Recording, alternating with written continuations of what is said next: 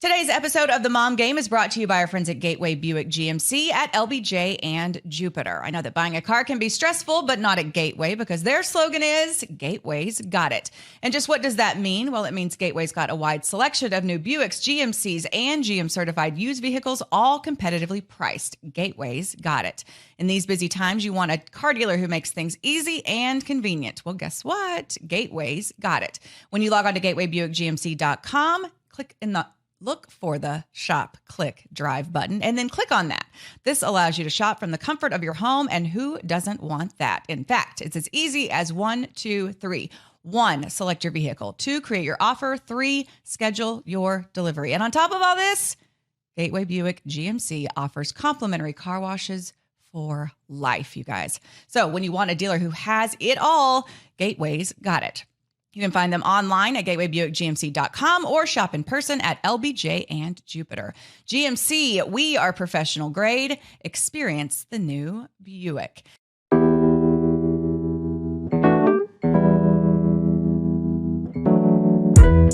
And welcome to episode 125 of The Mom Game. I'm Emily Jones. Julie is not here, so I brought some of my friends. Helpers. To help me do the show. It's my broadcast partners, Dave Raymond and CJ Nitkowski. Guys, I've been wanting to have you in for a long time.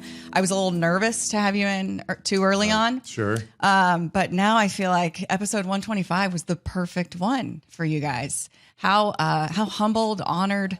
What are the emotions right now for going into this appearance on the Mom Game? I'm pretty emotional. You? Yeah. So what I like about this, I'm in Julie's seat right now, correct? Yep, you are. So that I get her podcast rate. And Dave's still the guest. This is true. So Dave being unpaid and me being paid. This is true. Super happy this is to true. be here. I cannot wait to write those checks for you guys. That's so weird that you got here before I did. Okay, so let's talk about us first, us as a family, and then we're going to kind of go back and delve into each one of you. So we've been together for I'm counting on you to remember this. This is your 6. This is your 6 for the 3 of us. Yep. Because you guys got here together, right? Nope. No, Dave was here. This is Dave Raymond. So Dave Raymond got here in 2000 and started doing some work here, and I think it was 15, correct? Maybe a little 14. 15. 15 some spring training, 16 hybrid radio, TV, and then 17 CJ. Okay. So 6 years we've been blissfully married as a broadcast family. Feel like it? I feel like it's been longer, honestly. Not like in a bad way, but I mean, I feel like we're cool and we know each other. We can give each other the business, poke at each other, make fun of each other. My favorite thing yesterday that came up that it hadn't come up earlier was kind of the Seinfeld comparison, where you're Elaine and Dave probably is more of a Jerry, but what we were talking about yesterday, he was George. Yeah. I got to be Jerry, but then I realized we didn't really have a Kramer. We have to decide who would be the Kramer of the group. Is it John Radigan? Yeah. Is it Steve Hunt, our statistician? Oh, probably. It fell a little flat, at first, because what was going on was a lot of times we'll end up eating together. Yeah. John Blake. I wasn't available. Could be John Blake. John Blake. John Blake for sure. But it was, I'm not going to, it's going to be you two. I'm not going to be around. So you're going to have your George and Elaine moment, which was really awkward for them when they hung out together without Jerry. And that was about to happen. I was like, well, you just. Right. We can't do that. You talk about Jerry while you're doing that. We can't do that. We can't. It almost happened yesterday. It almost did. Yeah. Which, by the way, it was your birthday. Happy birthday. Thank you. Thank you. And the timing of podcasts is such that it is. It's okay. Our listeners are. Thank you. Our listeners are very used to a very shit show nature of things flowing. Okay, so let's start, CJ, with you. Pre-Rangers. Well, first of all, what was appealing about this job to you? Because you were with MLB or FS1. FS1, that's right. FS1, I was doing radio, which I still do. And I still had time left there, but I started to get a feel for how this industry works a little bit. And I was like, well, I'm probably not going to be long for this national gig because not being a huge player, big name player, you start to see the turnover. And I started seeing guys come in with no experience and maybe trying to find their way in the business, but because they were a bigger name, they were jumping over me pretty quickly. And I was like, oh, okay, this may not last very long. And so I knew a local job would be ideal. And luckily at the time we were still a Fox affiliate. And so I'd done an FS1 game, which was a Rangers game in Kansas City. And I ran into Dave there, and he's like, hey, there may be an opportunity here coming up, in the next year. Do you think you might be interested? I was like, oh, I think I actually would be interested. But the biggest draw was the organization and the people that run it. because, you know, there's a lot of bad people out there, but there's some really good people in this organization. And when I knew that this could be a possibility and I had a chance to interview for this job, I was like, yeah, that would be one I'd be very interested in. I talked to a couple of other teams, very kind of early on conversations, previous years. It wasn't as interesting to me because I was like, I don't think I trust that owner. I'm not sure about that front office. But when the Rangers job opened up and hadn't been around JD before when I played here, I was like, oh, this would be, and knowing John, this would be the place to be. And grateful to have the opportunity to interview and then ultimately get it. So when you stopped playing, was it for FS1 first? No, I spent a year basically just bouncing around. I threw my last pitch in 2013 in the Dominican Republic. Megan had it. I mean, she had it. Megan, your wife. We were at winter ball, and I was trying to be a sidearm. I'm 39 years old, and I'll never forget this. And she told me afterwards, I was, you know, things were going along well, and all of a sudden I like drilled the lefty, and she was like, she turned the TV off. She's like, that's it, I'm done. Because she was sitting back at the hotel watching it, and she was like, I'm over it. Yeah. Like, enough is enough already. So, and I got released right after that, and tried to hang on, didn't happen. And so, yeah, I wanted to get into it. Luckily, I wrote when I was playing. I used to keep a blog and these kinds of things, and I always talked to the media when I played. So I already knew some people and kind of had an idea what I wanted to do. And an opportunity at MLB.com opened up like 3 months after I was done with winter ball, like that April. So I got really lucky. That's where I met Dave, because Dave was also doing some stuff for MLB.com, and I just freelanced like crazy. Like we talk about it all the time. This gig is a hustle, right? I mean, the different things that you'll do. That first year I was working for MLB.com. I did college games on CBS Sports Television. I did a couple of games on radio for CBS. I was doing a radio show for CBS Sports Radio. I was writing for ESPN. Like just any gig I could possibly get, I was taking them all. And then I auditioned for FS1 the next year. Got that job. Yeah, and the rest is history. Here we are. And Dave, you've had a very glamorous career from the time you graduated from Stanford. Extremely glamorous. You toiled your ass off in the minor leagues. Yeah. What was that process like? Because it was a lengthy one. Yeah, it was a lengthy one. But you know, when you're not a player, then you have to earn your stripes, right? And it's fair, and it's a good system, more or less, right? But it's also like a game of attrition, and I could see that early, just kind of like CJ was reading the tea leaves with profile players coming in and out of, you know, FS1. You can see it when you're in the minor leagues working that, number one, it'll weed you out in a hurry. If you don't really love what you're doing, or if you just don't have the patience for it, you're gone because you don't get paid anything. We won't get into it, but it doesn't pay anything. And so you have to live a pretty frugal life, and you've got to just keep grinding. It's a lot of long bus rides and whatnot. So any case, yeah, I don't know what it was, 11 or 12 years. I tried to put all of that in the rearview mirror at some point. It was a long, long time. I 4 years in Sonoma County with an independent league team. I went to Charleston, South Carolina. They traded me in the You were off-season. traded. This to me is one of the best stories. Like you actually got traded. Yeah. How did this happen? Yeah. Well, I mean, that's not fun. I understand like kind of what players go through. I loved so it was my 99 was my first summer in what we call affiliated ball, right? It was a minor league team that was affiliated at the time in Charleston with the Tampa Bay Rays. And so now I'm meeting people in a major league organization. In independent league ball, you're not doing that. And I didn't understand those subtleties at the time. But when I got there in 99, I was like, oh, this is how you make ways in the actual business. So anyway, I loved it. And Charleston's a beautiful city. It was a fun time. And anyway, it's off season. I'm working back home in California, and I get a call, and they're like, "What would you think? You know, yada yada yada. Maybe you go to St. Paul, and we bring those guys down here, and we do all this funny stuff, and it'd get a lot of coverage." I was like, "Well, that's an interesting idea, but I don't think I love it because it'd be back to independent league ball. Also, like, well, that's fun for you guys and all, but I kind of liked it here. Like, I mean, I don't want to go there necessarily." How old are you at this point? Well, that's a good question. I mean, I'm probably in my late 20s. Kids yet?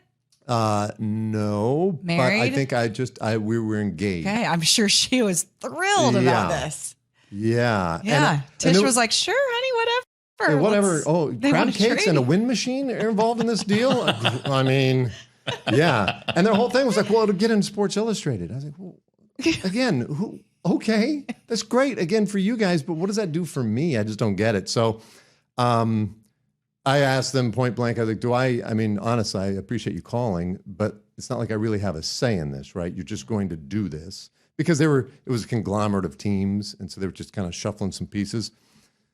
Like, yeah, well, basically, we sure would like you to be on board with it. Anyway, I had missed out on a AAA job I'd applied for that year, and at the end of that process, one of the guys moving from one team to another in the Pacific Coast League, well, his job came open. So he got the job I wanted, but then his job was open. So I called quickly to his team, and they were like, sure, come on over. You know, it's kind of late in the off season, whatever. You know, Right. And that honestly is kind of the way things happen in the minor leagues. You'd love to think that it's because of that great triple call you had, the Hickory Crawdads and Piedmont Boll Weevils game or whatever, but it's just not. So I got an opportunity at AAA, and then whatever. And so that avoided the trade. Still got in Sports Illustrated, and then. What happened from there? So 5 years in Iowa with the Iowa Cubs, and then long story, got out of that and went to Brockton, Massachusetts for a year, and then to Houston. Okay. And then how long were you in Houston? 7 years. Okay. 7 years in Houston. All TV? Radio. Okay. Radio, some TV, just occasional fill-ins. He was in it for the wardrobe. Yeah. Refers to the radio wardrobe. I definitely do. Oh man. Definitely. Yeah. So we talk a lot. We joke about polos and suits and Or just even tucking your shirt in. tucking your shirts. Good point. See, So what? Yeah. You guys have to worry about that too. I always Yeah. feel like I'm poor me because I have to wear different shit every it's a day lot and all harder that for kind you. of stuff. But first of all, the new ballpark has to make things better. does. But what are the rules for you guys? I love it that sometimes you have to match. I'm rules? like, that's so That's a good hilarious. question. Well, because they've been great a little bit, I would say lately, the rules. But because we're inside, because it's always air conditioning, it is jacket and tie. I went from, you used to, and it's changed dramatically. The player, what the rules were as a player for wardrobe, like on the road. Oh, Like we used to have to. When I was with Atlanta, Yeah, we had that's to a wear good dress story. pants on the road. yeah. I don't mean when we're traveling on the road all Right. the time. You had to wear dress pants. How Oh. about this? Like you go into the lobby as a player back then. You take the elevator and go out to McDonald's across the street. Yeah, you better be in dress pants and no sneakers a lot of times. Really? Yeah. That's changed dramatically. We see how sloppy Yeah, the I guys mean, because dress I've now. been traveling since probably eight, nine, somewhere around there, and it was definitely more strict then than it is now. I mean, dudes are wearing tracksuits now. I mean, But they're matching at least. they are matching. Yeah, Super adorable. I'm waiting for Dave and I to get in on I it. listen. All of us would be great. I would wear a tracksuit. Yeah. But it has changed so dramatically. So for you, having lived, the big league life, it's a little bit of a different transition, right? So you were a big leaguer for Yeah, but I was always bare minimum as a big leaguer. I had Right. zero fashion sense, like zero. Like I'm just like, what do we have to do to barely get by? Right. And that's how I treated it as a big leaguer. I got spoiled when I went to FS1, and it was the greatest 3 years in that regard because they had a full wardrobe department. And do you get to keep that stuff? Well, they were nice about it because I was nice to them. Technically, no, but they cut these shirts for you that are your size. What else are they going to do with them? Yeah. Right. Exactly. So it was really nice. But not only did they have the wardrobe department that would get you clothes and you bring some of your own stuff or whatever, and usually that was gone pretty quickly because they weren't on board with what you had, and they would get you your own stuff. But they would put out your outfit every single day for you in a dressing room, shoes, the whole thing, socks, tie. I mean, it was unbelievable. And the women it's the same group that does the Sunday pregame show on Fox, like all those guys, Michael Strahan, that entire group. So they're dialed. The head of that department runs all the Michael Strahan's clothes that he sells. I think it's a JCPenney. He has his line. Like, they are all the way in. And it was amazing. And I learned so much over that time that I went from guy who's trying to barely get by to a wardrobe snob. Because then I got to the point where I was like, oh, this is how we should be dressing. And your tie better look right. And let's get that tucked in. That shirt doesn't fit you well. Don't wear that one again. It's a little too wrinkly up here. Now, 6 years in, I've kind of gone the other direction. I'm like, all right, what do we got to do to get by here? Yeah. It's kind of hot today. So one of my favorite wardrobe or outfits would be definitely the powder blues. Mhm. Yeah, I mean, it's just you guys are all in on that. Where was the motivation, the inspiration for that? He found him. He found him in Arizona in a Steinmart or Well, I something. got them online. So once they announced they were going powder blues, I was like, well, another thing like that's cool for the players that we're not involved in. Right. Just like the tracksuits they wear when we travel, and now the powder blues. I'm like, how can we have some kind of connection?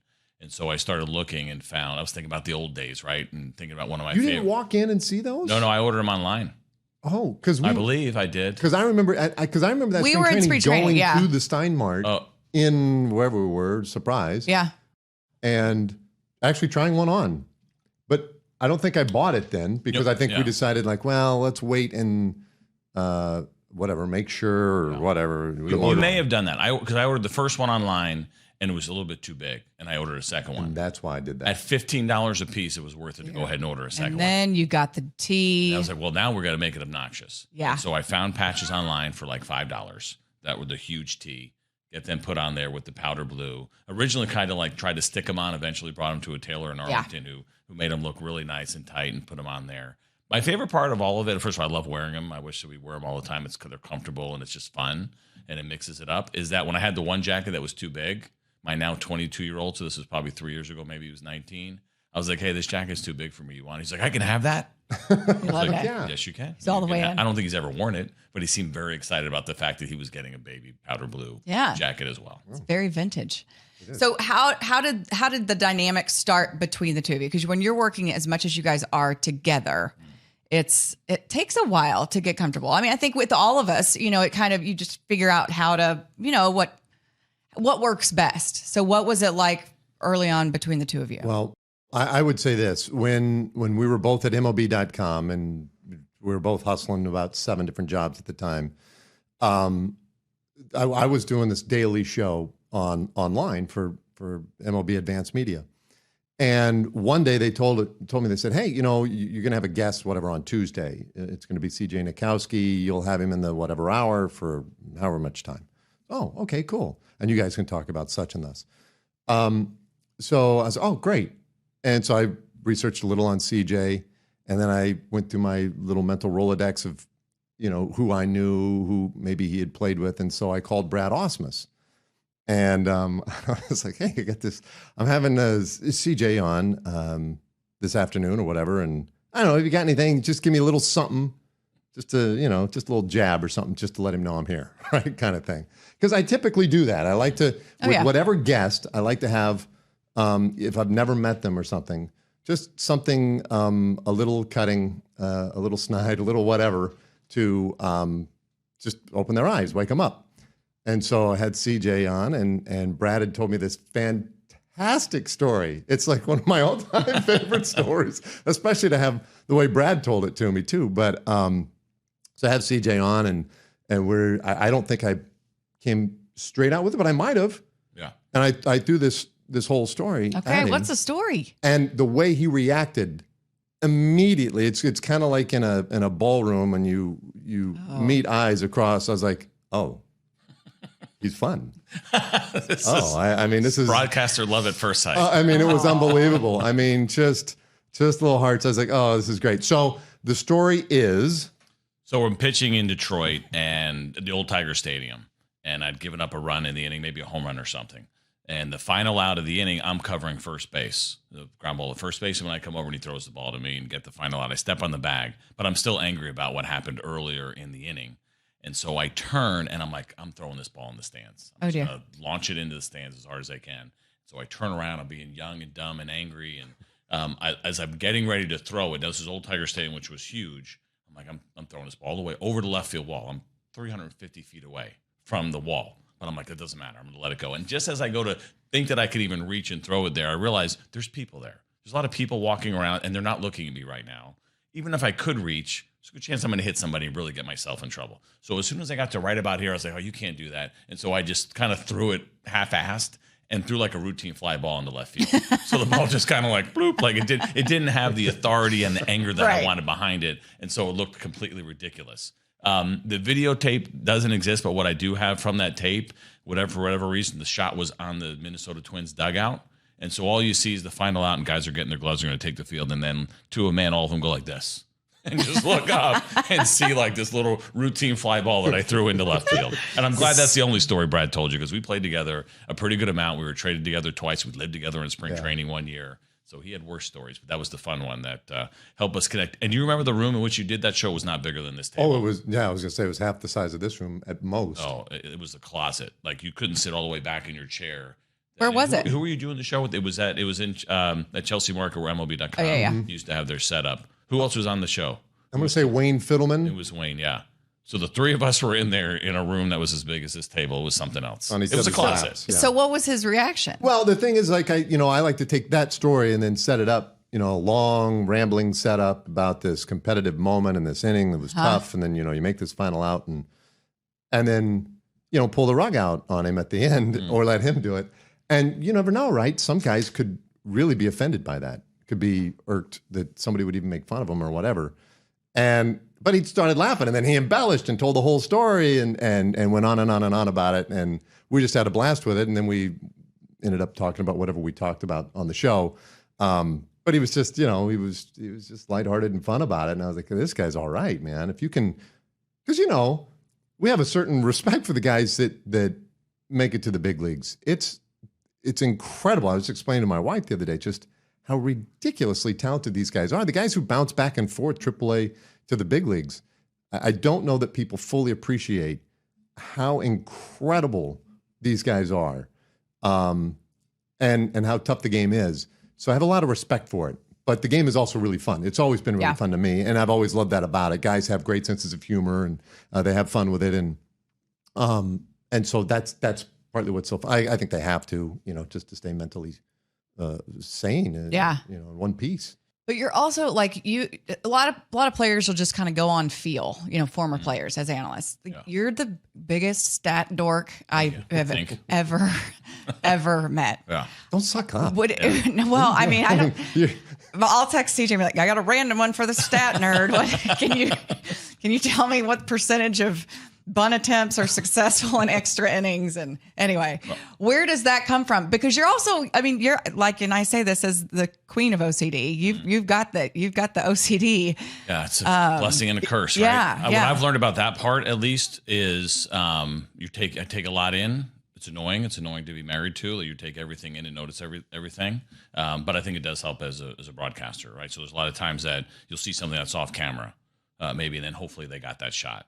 Especially at home, hey, take a look. This guy got a bad jump. The guy in left field wasn't backing up. He was slow to back up or whatever, even though that wasn't the main play.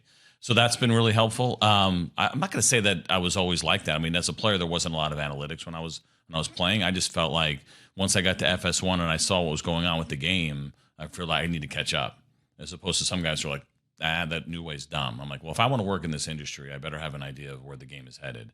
That first year I worked with Gabe Kapler, now the manager of the Giants, who was really big into this. And he really did me a great service of kind of bringing me along, helping me a little bit, introducing a lot of things, bounced a lot of ideas off of him. And then the battle became, how does that work in broadcasting, right? Because what JD and CY do to build a team in that analytics department, I think people would find probably not the most entertaining, right? But that is what they do. It's important. Every team is, I think, caught up now. But how do you give people at least a little bit of an insight to what matters and what we talk about in the game? I do find myself trying to move further away from it, to be honest with you. I think it was like an easy way. I don't want it to be a crutch anymore of just saying, okay, well, here's this number, here's number, that's number. Don't forget about the people that are sitting at home watching the game. They just want to enjoy the game. Long day at work. Maybe you're having a beer afterwards, whatever it is. Do not hit them over the head with math. Nobody wants to do it. So trying to find that balance has always been a challenge, but I do think that it's part of the responsibility, at least, of the modern day broadcaster to have a feel, and then it's up to you to figure out how it best works in the game, and don't get so reliant on it. Yeah, and I'm an old dinosaur when it comes to the stat thing. I mean, the analytics thing. I mean, there are certain things I pay attention to. I'm trying to learn. I'm trying to get better about it. But as we've talked about with, wardrobes on the road, like things have changed. The game has changed, and it's changed dramatically, especially, I mean, you guys have been in it for longer than I have. But to see it kind of evolve and to try to, Dave, like for you to try to keep up with this kind of momentum shift or the change in the scenery, is it, because for me, for me as a 45-year-old female in this business, I mean, there's not a lot of us, Yeah. I feel like men have a little bit of a longer leash in terms of the age thing, but how do you try to, I guess, evolve as the game does? Yeah, so again, I think it goes back to how you come to the game, right? And so I guess I came to the game through baseball cards. where I grew up anyway, in Nebraska, that's the most access I had. And so I loved looking at the back of the cards, and I was interested in the stats and how we rank and order. And I think there is something about baseball that's very orderly. Everything's accounted for. It's almost like if you look at a box score, it's like looking at a spreadsheet. And so there's a little bit of that. Like if you spend enough time in baseball, you just kind of have to be comfortable with that. Now, it has evolved to a point now where there is so much information and data, but what's crazy about it is it really still doesn't explain everything. It can justify things, but you can work just as hard to get the information on the opposite side to justify a counter argument to these things. So in a way, it's just kind of interesting. It's fun, it's just a part of the conversation. And I think when you're in it every single day, year after year after year, I do think it just sort of naturally grows on you. So I don't think for me, it hasn't been a real difficult transition or anything to go to those numbers. There are times where there are concepts that are quantified now that are a little more difficult for me to understand, or it might take a little more time for me to kind of dig in a little bit or ask some people some questions to get a better sense for what they're doing with it. But you see it play out every day. And so then it just feeds that curiosity. We had a moment in Monday's game against Baltimore where they had a shift and all these guys were over on the right side of the field. They had one guy on the left side of the field. Well, the ball's hit sharply to the left side, right to where that one guy is standing. And it's a miracle. I mean, there's way too much room over there. Growing up in the game, you would have never left a guy alone with that much space. But now you do, because if they do hit it to that side, they're going to hit it in this 5-foot window. Mm-hmm. And the fact that they know that is just mind-boggling and kind of exciting in a way, because it's a fascination. So I don't know. I've just kind of rolled along with it, and CJ's been an excellent teacher in those ways too. Yeah, right? Same for me. Yeah. Tell you a quick story. About the first year, like within maybe the first week of me doing games for the Rangers. Now, I know we definitely should not use Twitter as like we got our most feedback from, but there are some positive things, and there's some people that they're into the broadcast and care, and will offer feedback, positive or negative, but it's not like mean, right? Right. So the first week, Tony Barnett comes in the game, and there's a lefty up. And they're like, well, why are they going to a righty here, right? So I explain, I got numbers in front of me. Tony Barnett throws his cutter 65% of the time. The guy that's hitting does not hit right-handed cutters well at all. And so even though it's a righty coming in to face a lefty in a huge spot, I explain why they're going to Tony, right, in this spot. I get a text or a tweet from a guy who's got Bob Marley smoking a joint as his avatar going, yes, the new kind of version of Rangers baseball is here, what we're going to learn about. Like, that was really insightful, whatever. You're not going to hit every time. But the idea of like, okay, this is why we do it. So even though it's annoying, like I'm so over decimal points in our broadcast, I joke around with our guys. I'm like, it's not 65.3% of the time. Let's just make it 65. Yeah. At least, like, let's eliminate as many decimal points and extra numbers as we possibly can, but still bring that to the table. Now there's going to be some people that don't care. And there's some people like, that's dumb, bring in the lefty. Of course you're bringing a lefty, you get the lefty, right? And that's fine too. That's the great thing about sports is we can sit there and debate and argue because nothing is ever going to be 100%. But it was a kind of a nice moment that I always remember from my first year and the kind of first weekend. I'm like, all right, here we go. This is what I'm going to go with. And that there was a fan that appreciated it and understood. It's like, it's nice to know that because I'm watching the game going, why are they bringing a righty in to face a lefty here?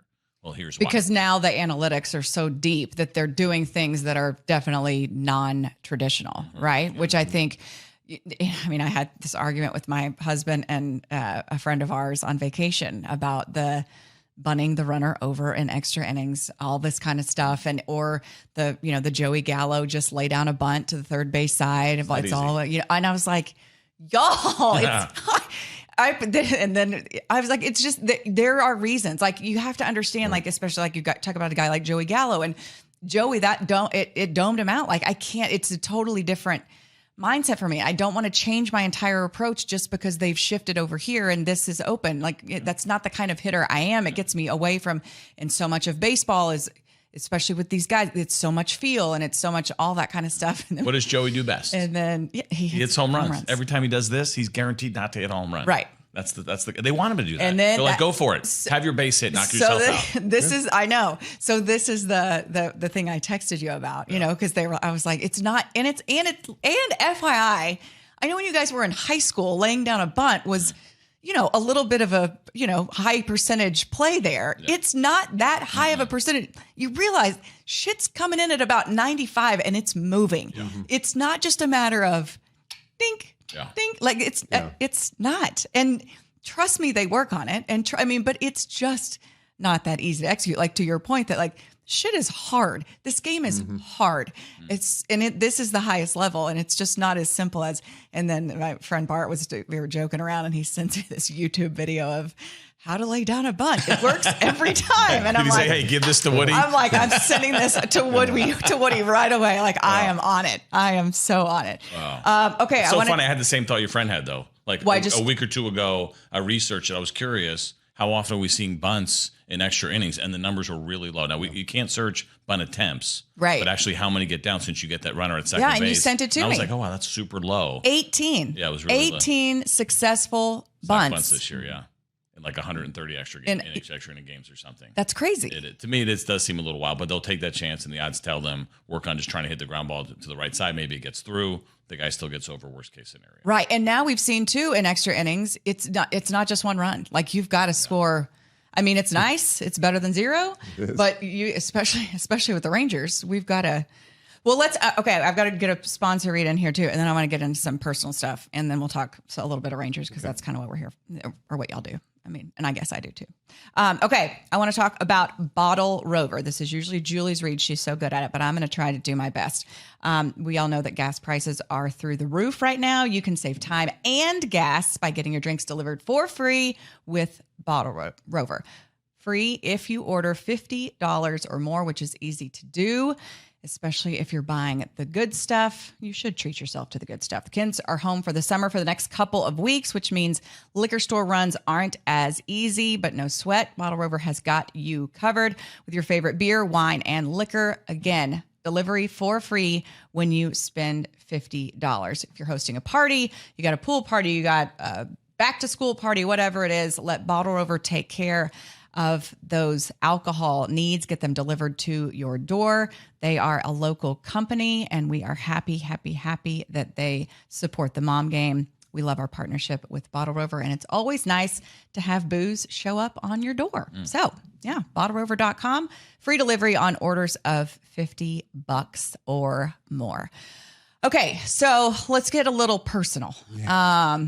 This is the mom game. So it's not just moms and it's not just sports, but it can be dads too. And I want to peel the curtain back on what kind of parents Dave and CJ are. Ooh. CJ, let's start with you. Uh-oh. Kids situation. 22, 20, and 14. Okay.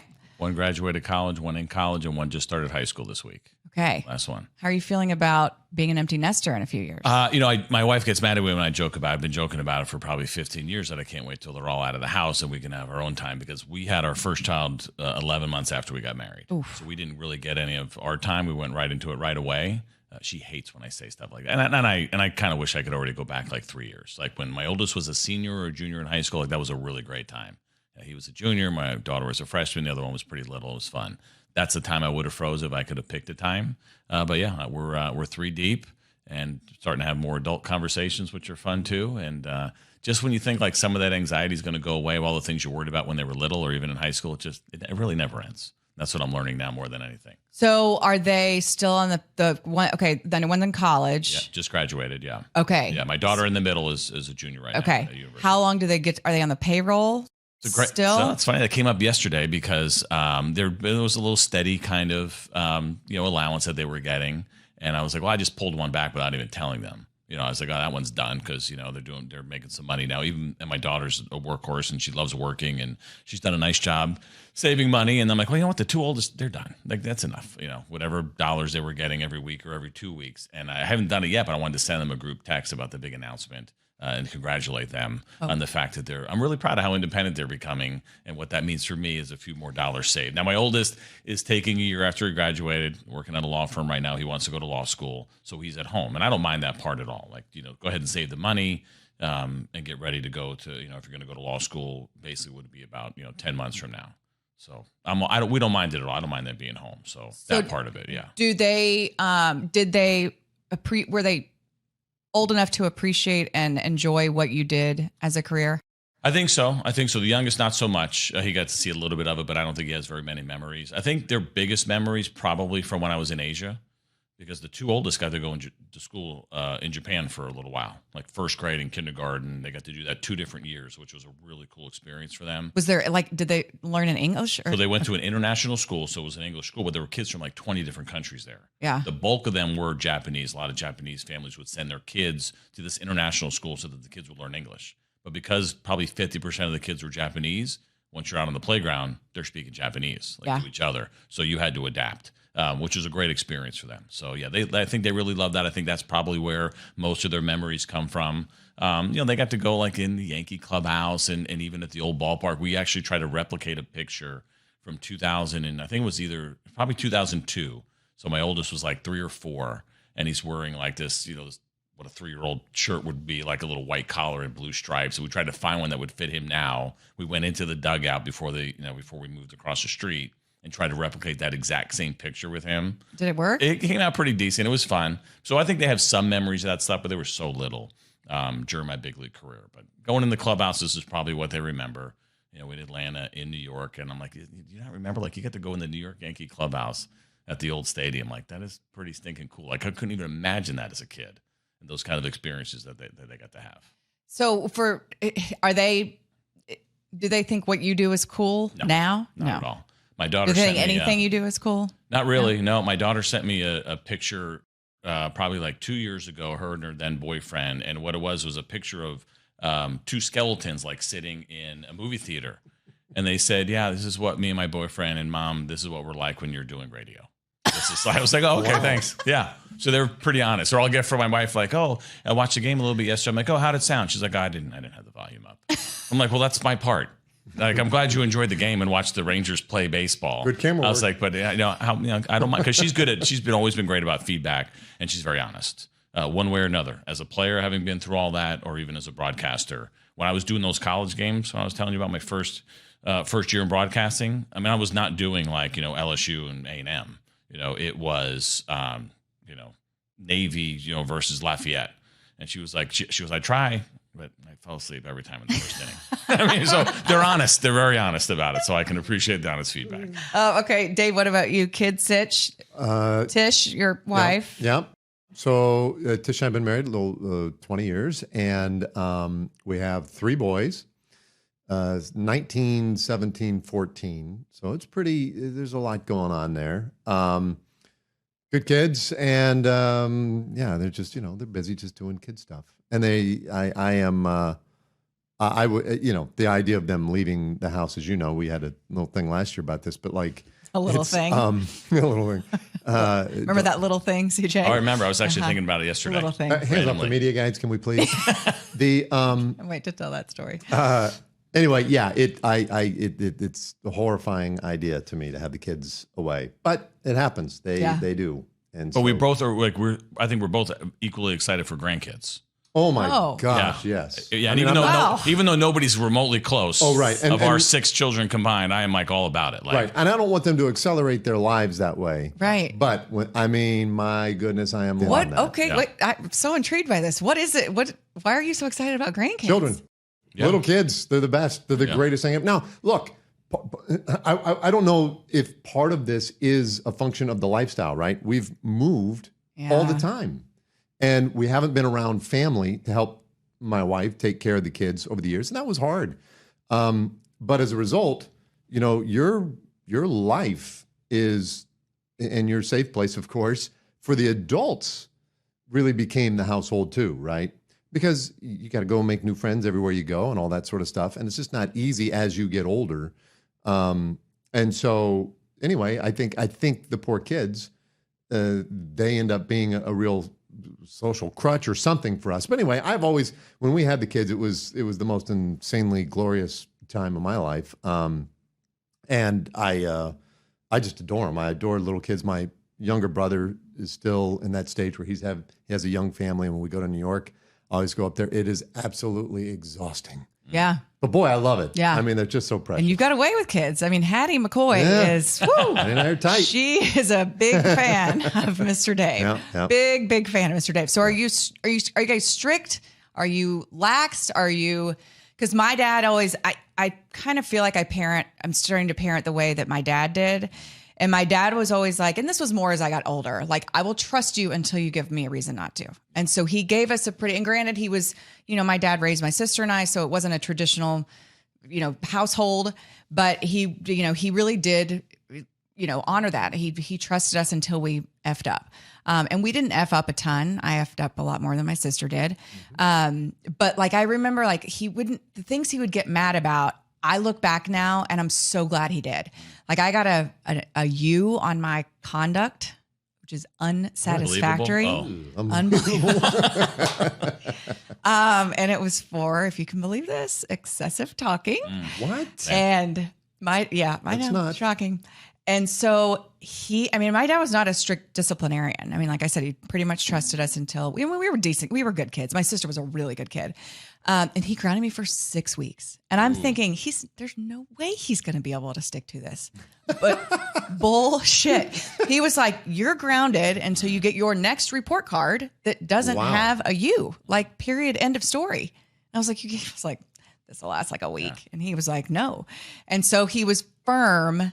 And then, really when he needed to be, but he was really kind of a teddy bear. Anyway, that's my. Are you going to give one of your children a 6-week grounding? There's Can no you see chance. that happening? No chance. There's right? no chance. No There's way. no chance. I could. No matter what they do, unless it was really, really bad. Yeah. I mean, we've had some missteps. I mean, the porn thing. Remember that? Oh, the phones are brutal. It's a different time raising the kids. Obviously, that's a huge one. Yeah. Well, I mean, but he was like 9 years old. It wasn't intentional. Oh yeah. But it just went, remember they went down the rabbit hole of he's having a birthday party and there's like 10 9-year-old boys and they're Googling hot 10-year-olds. And you can imagine the rabbit hole that it went from when you go to hot 10-year-olds. And I'm like, well, at least he's staying age appropriate. Yeah. A little bit older, but not too old.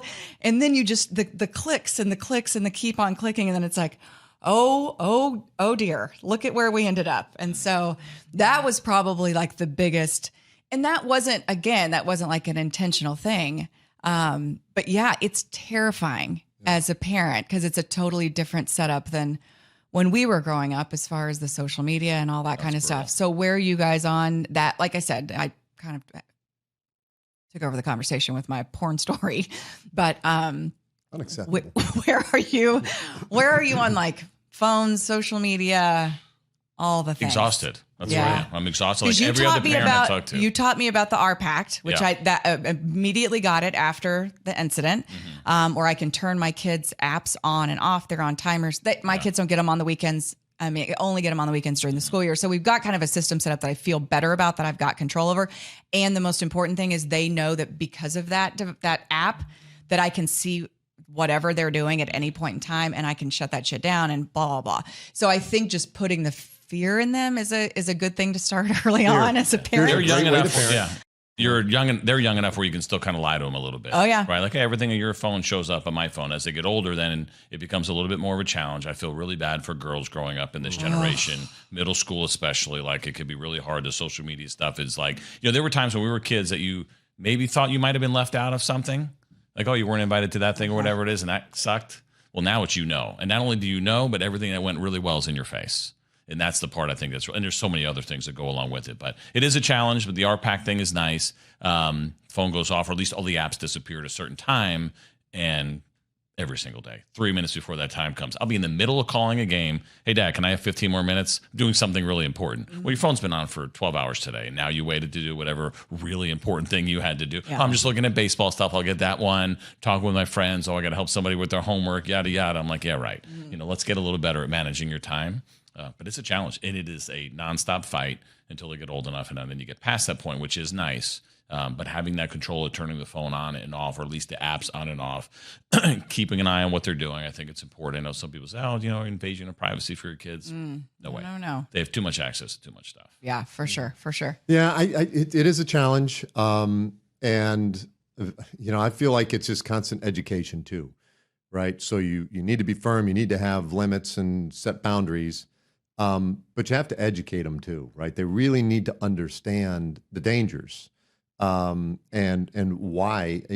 Most of the time, I feel like if I'm going to make a real firm stand on something, whether it's phone related, technology related, or just basic upbringing, I really want them to understand what the motivation is, right? So that they understand, like, it's not an arbitrary decision I'm making. I'm not just being a dick. Right. Yeah. There's there's a reason, and it comes from this place, right? And I'll acknowledge sometimes that maybe that's my own paranoia, and maybe I'm overreacting.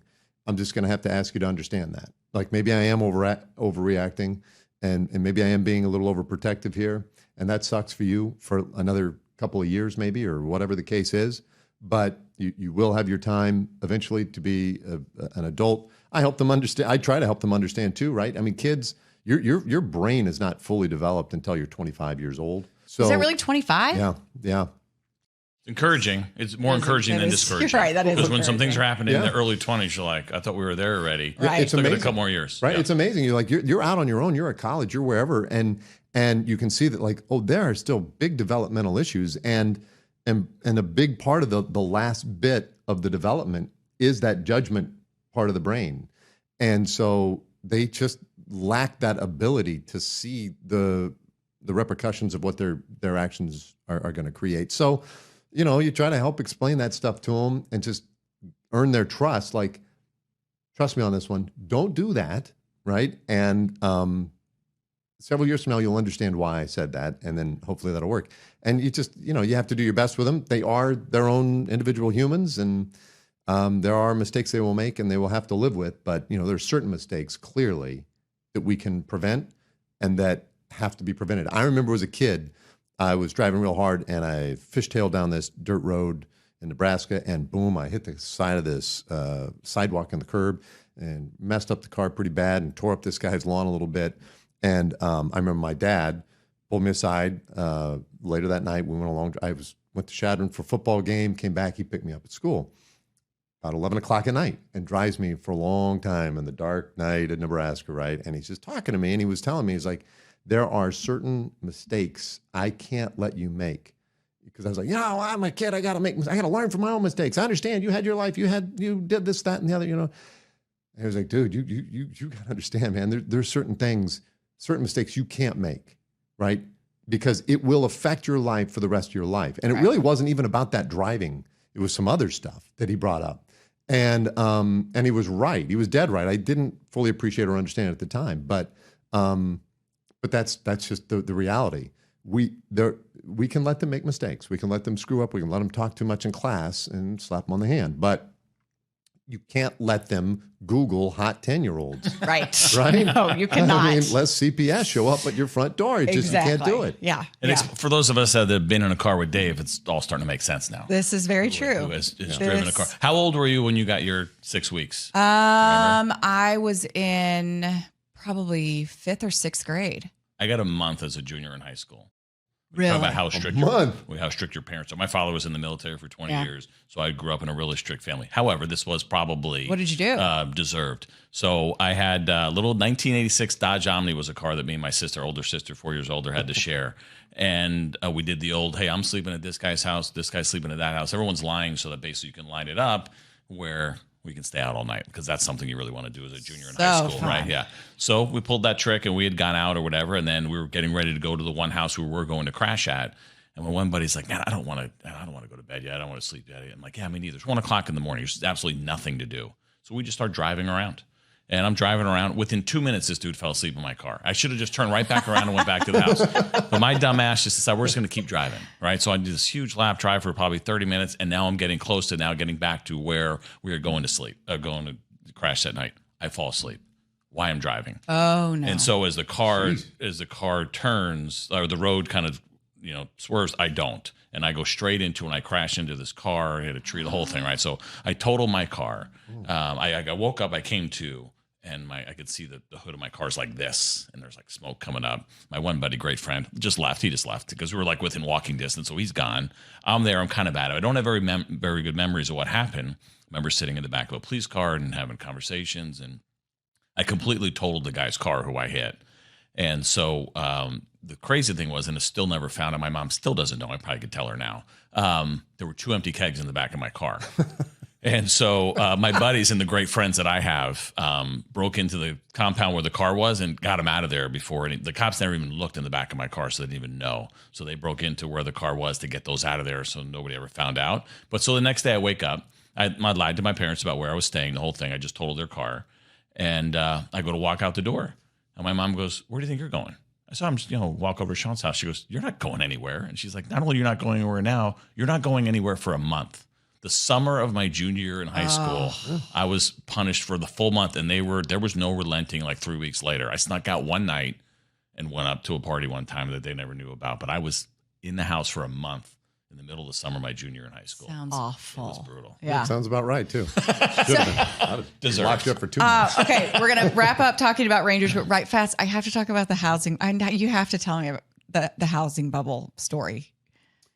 The housing bubble story. Right. The market, but whatever. I don't get the bursting of the bubble in the article. The and .com bubble? Whatever it was. Yeah, it didn't have anything to do with housing. You could not housing. This was pre-housing. I didn't pay great attention to the story, which is why I needed you to tell it. This was the .com era. So okay. when I was doing the minor league stuff, it was tough. Was this before or after you were living in your car? I forgot to throw that in. This was after I was living in my car. After you were living in your car. At this time, I'm fully up on my feet. Okay, all right. I'm making like $1,000 a month. Okay. And so I'm doing the minor league stuff, but it's terrible. And in the off seasons, then I would want to get out and go do other stuff. And so I ended up, long story, but through a series of events, I ended up kind of carving out a little niche with Forbes magazine and Forbes ASAP magazine covering technology in Silicon Valley. And so I'd come back from my minor league seasons and I would spend the off season in the Bay Area doing that stuff. And then, as it turns out, I just sort of, again, it ended up that through fact-checking articles and stuff that I had a particular interest and understanding of financial documents, none of which I was really trained in or to do, but I just sort of got them. And so I became, it's a little bit of a stretch to say, but a little more of like a forensic accounting reporter, which is so cracks me up. Yeah. I mean, you're calling like freaking independent league baseball, and then you're like a forensic accountant in the off season. Yeah. So one summer I did right before the summer and the season started, I wrote a story about Yahoo and that they were making more money trading their own stock than they were in operating their business. Not a big deal. I mean, it's not illegal. You can do it. But they were selling puts and calls and their stock betting on the ups and downs in the market and making way more money doing that than they were doing any other operating part of their company. I thought that was interesting. As all these internet stocks are flying to the moon and people are like, this is the greatest business ever. Well, there was no business. It was just trading their own stock. So anyway, I go off to my baseball season. I start getting weird phone calls from people not leaving their names. This is really, lousy stuff you're doing. And, you don't understand what you're doing to people and this and that. I'm like, I don't know what the hell you're talking about. I just read the numbers, wrote a story about it, and got out of town. So the next off season rather, I come back and there's this company that does, their CEO is this kind of flamboyant guy, liked to go out and tell big stories, but he was full of shit, mostly. And he ran this company called MicroStrategy. And when I just started, I saw him on 60 Minutes. I thought, this guy's a bit of a snake oil salesman. And so I started watching his company's transactions and watching their financials every quarter when they'd come out and they'd announce this big deal, that big deal. He made a big deal with NCR, National Cash Register. Remember that? I mean, we're talking. It's still a company. One of Matthew's friends actually works for them now. Yeah. Well. So this huge deal. And they announced the deal. And then they recognized the revenue from that deal in the previous quarter. So it's like they did time travel with some of the money.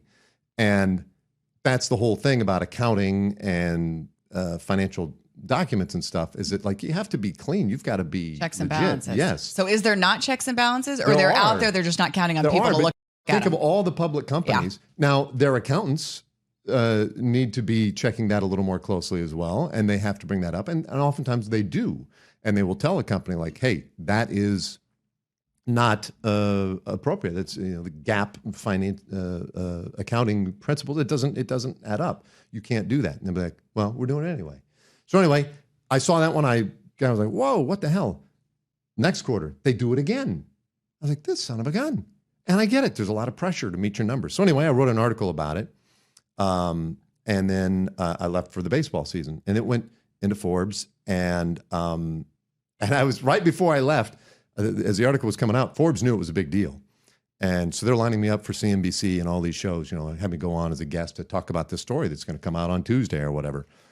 And every place where they had a limo and they drive me to these places, and I'm just a huckleberry ding dong, getting ready for my minor league season.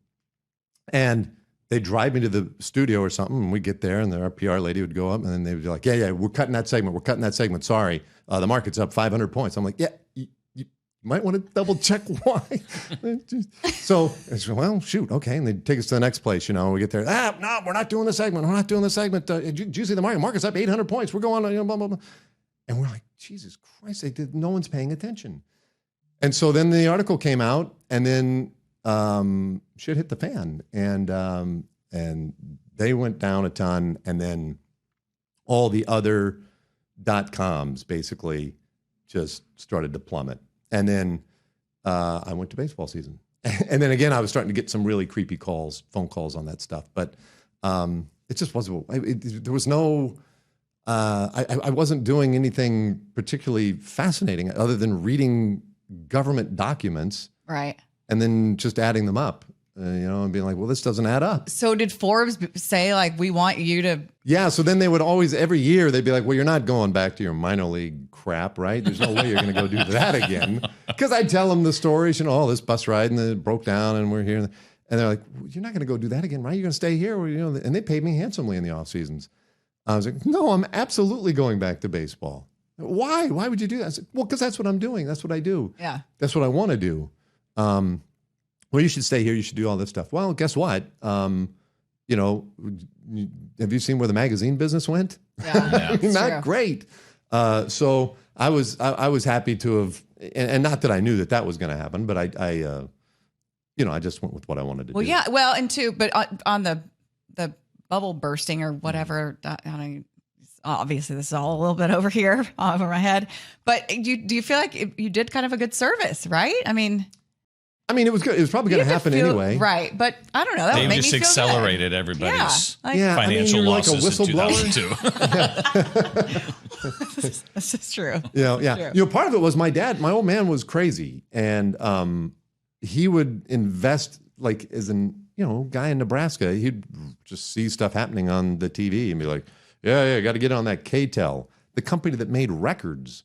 Oh. They came out one time and they said, "Well, we're gonna make a website. It'll be ktel.com." Yeah. And the stock went from like $16 to $400 or something in the span of a couple of days. And said, I made a lot of money on that KTEL. I was like, that's not real. Nothing is real there. What are you doing? Don't do that. Ubid, you ever heard of this? Ubid? Yeah, okay. But so many people were doing that. Yeah. And that's just, it seemed reckless and dangerous. Yeah. Well, it's a fascinating story. I'm glad that you told Thanks a it lot. since I didn't. Yeah, you're How much did you Yeah. lose? Well, it's right after like my biggest year making any decent money in the big leagues, but yeah. Look, you're big in MicroStrategy. 01 was my last year making any significant dollars, and then Well, Dave took it all away. It was going to happen eventually. The company almost disappeared, but they stayed afloat. They're like a penny stock for a long time. And now you'll never guess what they're big in. Crypto. Yeah. Cryptocurrency. Wow. They're Of big course. Another thing cryptocurrency. that's- I'm like, There we go. imagine. All over my head. Yeah. Yeah, crypto. That's another. It seems to be the wave of the future, and I sure don't understand shit about it. yeah, don't worry, you're not missing. Okay, all right. Before we talk Rangers, real fast. Rangers will be quick. And we have a great sponsor for this segment. It's Globe Life. You guys familiar with Globe Life? I am. I've heard your spots. Thank you, my beneficiaries. Also, too, not just insurance. The job market right now is a different landscape than it used to be. And whether you're attempting to balance your work and home life or find a career that aligns with your goals and needs, it is a lot to juggle. If you are looking for a career path that offers a flexible schedule, the ability to make a difference, and the independence to build your own business, take a look at Globe Life. Anyone watching the Texas Rangers play has seen the name Globe Life, but people may not know how much opportunity is there and how many successful women thrive in their careers with Globe Life. If you've never considered the insurance industry, you should know a growing number of women are finding success within it. Globe Life has been around for generations and prides itself on its commitment to make tomorrow better. With virtual and in-person business models, you can find success wherever you are. So if you want to be paid what you're worth, keep a flexible schedule, and find meaning in your career while being engaged in what matters most at home, reach out to Globe Life today at globelifeagents.com. It could change your trajectory in a way you never thought possible. That's globelifeagents.com to discover what a career at Globe Life can do for you. Thankful to Globe Life and their partnership of the Mom Game. All right, let's talk a little Rangers quickly before we go. Overall thoughts on this season. I feel like it's been more entertaining. I feel like we got a little hopeful in May, and then So, what are you? I mean, we're taping on the trade deadline. So, as of right now, Matt Bush, the only one gone.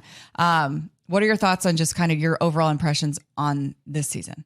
Well, I'm excited because the trajectory is obvious. The commitment is obvious where this team is headed. So, they made the big investments in the offseason in Simeon Seager and John Gray. And then there were other ads in Martin Perez and Brad Miller and et cetera. So clearly a commitment to winning in the immediate time frame. So that's exciting. And I thought they did show really well there in May and June. And so you're starting to feel pretty good.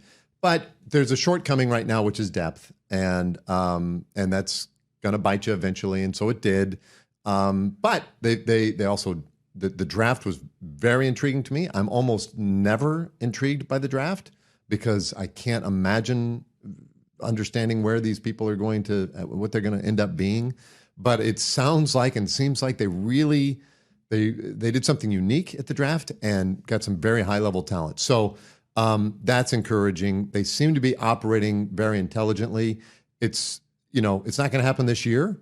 But I think they're in a position now where there are a couple of moves and a couple of developments from next year being a lot more exciting even than this year. But even this year in the disappointments, almost no matter how you slice it, they're a better team. They're better pitching. They're better hitting. The close games have killed them.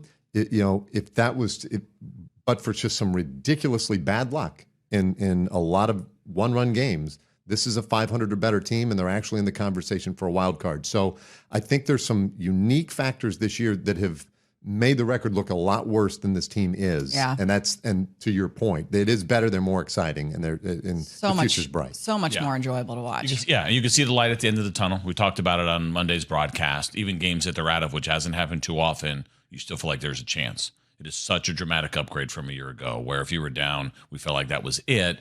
And then we're like, all right, how are we going to keep things entertaining the rest of the game because they're not coming back? Where now we know there's a chance, and there's a lot of different ways to kind of dig in. I'm with you on the draft. It was unbelievable. It was very intriguing, the whole situation with Kumar Rocker and Brock Porter, and not having a second and third round pick to do what they did is incredible. Mm-hmm. And you don't get people talking about the draft a ton, and I'm with you. I just don't get excited about it. They are so ridiculously deep in pitching right now at the minor league level. Like, they have the two currencies you want, and which is money. They still have plenty of room if they want to spend, and I think they will again this winter. And then they have all the resources of the young pitching that they're going to get calls on. They probably have gotten calls through this deadline, and they'll continue to get those calls. And how are they going to try to improve their team? So they're not sitting here without resources to be able to improve the team, even though the team has moved in the right direction. That's what I'm most encouraged about. I'm looking forward to the offseason to see what's kind of coming next. But they're right there. I mean, they are really close, and it has been the most, I think, optimistic time since I have been here. It's a tough division, and we know the Mariners are playing well. We know the Astros, unfortunately, are not going away. They've done a good job replacing guys that have left, and they're going to be around. But this team is going to contend, and it's exciting news is coming. And especially, I feel like, because 20 and 21 were so... they were so hard. It was so draining. Mm-hmm. I think even if you were covering a winning team, those were still they were grinds. Those seasons were. Things still weren't, normal, so to speak. And so I feel like maybe it's a combination of that and the fact that the team is in so much of a better position that just this feels so much better than it has the last couple of years. It was a grind for us broadcasting the games too, right? But I will say this. Remember when we were doing everything from like during COVID and we would like, there's no one in the stadium. And I'm showing up in like yoga pants and a top.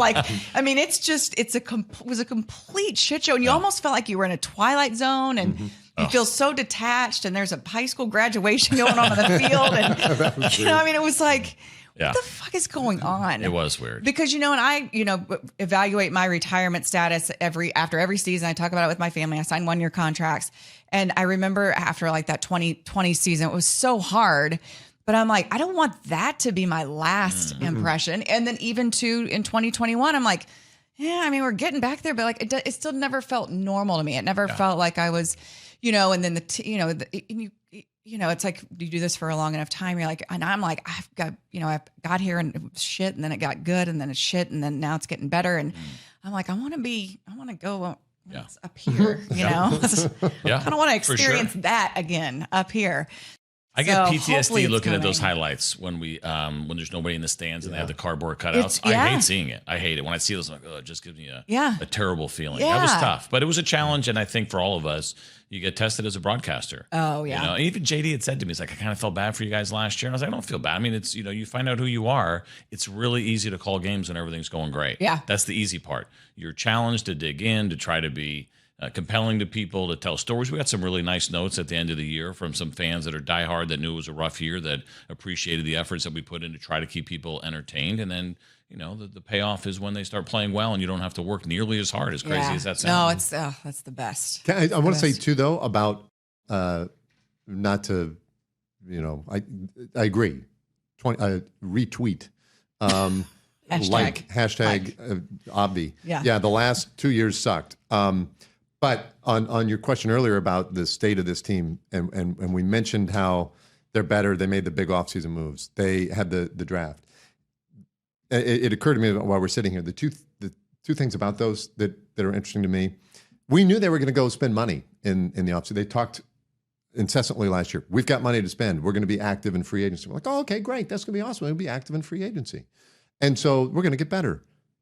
But I don't think anybody could have imagined the level to which they went after. You're like, holy smoke, wow, okay, Simeon and Seager, whoa, they were not messing around. John Gray, wow, they spent $500 million in the span of like 24 hours.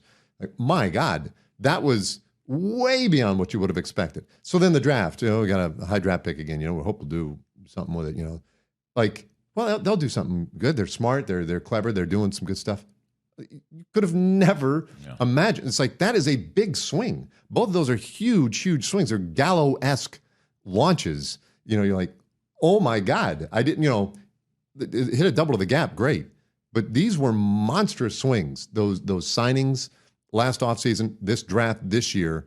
And so, we sit here at the trade deadline. Well, what are they going to do? Who knows? It could be ridiculous, but what are they going to do this offseason? Who knows? It could be another just massive swing.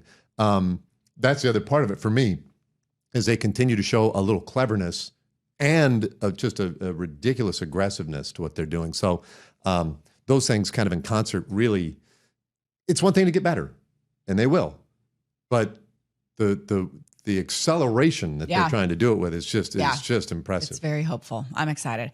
Okay, well, fellas, I appreciate you being here. I've loved working with you guys over the last 7 years. Yes, queen. And don't say loved like in the past tense. Yeah. What? No! You give us the anxiety every single year. Like, even as you're saying that, I'm just like, knock it off. This doesn't work without you. We'll let you know when you're done. How about that? Okay. I continue to love working with you guys. It's been a lot of fun. I appreciate you coming in. I'll see you at work later tonight. So you got to look. Okay, I know you don't. I know you guys. I know you guys aren't big P1s at the mom game, but you got to look into your camera. We end every show. Super cheesy, yes, queen, throw up the deuces. You don't have to say all that. We just say mom game out. But you have to look at your camera. Together? Yep. Who counts it down? Is it me? Okay. You look at my camera, I'll look at yours. Jackasses. 1, 2, 3. Mom game out.